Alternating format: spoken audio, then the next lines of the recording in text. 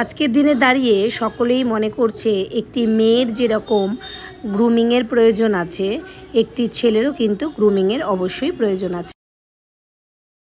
Clean করব, clean করার পর আমরা কটন নেব, কটন নিয়ে টোনার দেব, ফেস ক্লিন করে দিয়ে এরপরে বায়োটিকের কিউকাম্বার পোর টোনার দিয়ে ফেস টোনিং করলাম।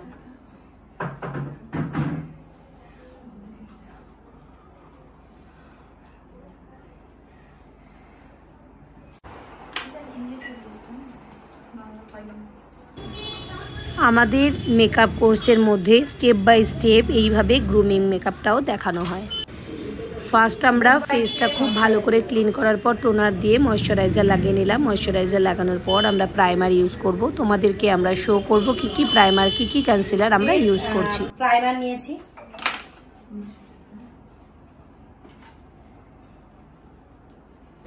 দেখে নিশ্চয়ই চিনতে পেরেছো, এটা ছিল রিকর্ডের প্রাইমার।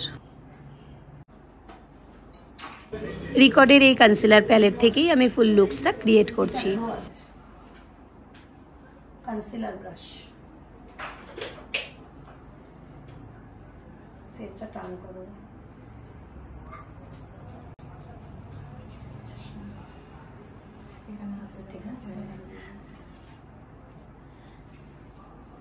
একসাথেই নিতে থাকো।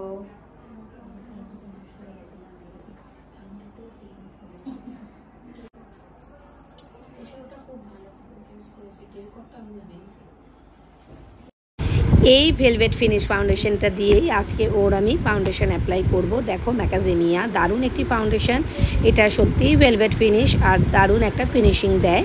তো এটা ওয়াটারপ্রুফও, তোমরা কিন্তু সামার সিজনে এটা দিয়ে কাজ করতে পারো। আর একটা কথা, হ্যাঁ, শুধুমাত্র সামার সিজন নয়, তোমরা উইন্টার সিজনেও এটা খুব ভালোভাবে চোখ বন্ধ করে অ্যাপ্লাই করতে পারো। ক্রায়োলনের এই পাউডারটা আমি অলওয়েজ ইউজ করি, ভীষণই ভালো পাউডার। এটা মেকআপটাকে খুব ভালোভাবে সেট করে এবং যাদের বাজেট কম মনে করছো তারা কিন্তু এই পাউডারটা দিয়ে মেকআপটা সেট করতে পারো। ভালো করে আমরা ফাউন্ডেশন লাগিয়ে নেওয়ার পরে কোনো হাইলাইট বা কন্ট্যুর করব না, আমরা পাউডার অ্যাপ্লাই করে পলিশিং করে দেবো। তবে হ্যাঁ, মনে রাখবে পলিশিং করার সময় তোমার এই ব্রাশটি যেন রিয়েল হেয়ারের হয়, ওকে?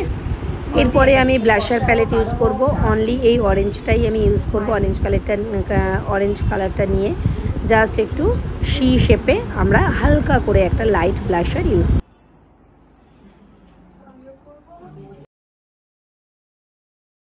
পিএসির এই আইব্রো পমেড থেকে ব্রাউন কালার নেব, একটা ডার্কার ব্রাউন নিয়েছি, একটা লাইটার ব্রাউন নিয়েছি, নিয়ে শুধুমাত্র কোনো রকম শেপ দেব না, কোনো রকম আইব্রোতে কোনো কালার লাগাবো না, একদম হালকা করে যদি যে ফাউন্ডেশনগুলো লেগে গিয়েছিলো বা যে পাউডারগুলো লেগে গেছিলো আইব্রোতে, শুধু সেইগুলো একটু জাস্ট ক্লিন করছি। এইগুলো একটু ক্লিন করে দেবো। ক্লিন করে দেওয়ার পরেই আমাদের মোটামুটি মেকআপটা ডান হয়ে যাবে। আমরা হালকা করে একটু হাইলাইটার এরপরে লাগিয়ে নেব।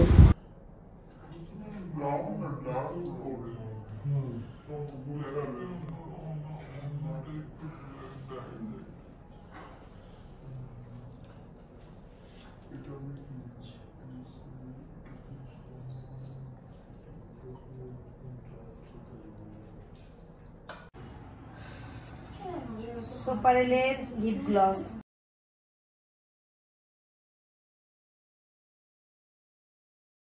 ফুল লুকসটা দেখো আর কেমন হয়েছে অবশ্যই জানাও। এটা আমাদের 43 নাম্বার ব্যাচের ক্লাস ডেমনস্ট্রেশন ছিল।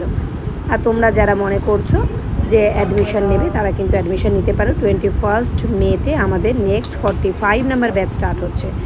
আমরা এটা হুডা কোকা মিস্ট এন্ডে দিয়ে দিলাম এবং পিএসি মাইক্রোফিনিশ ফিক্সার অ্যাড করলাম।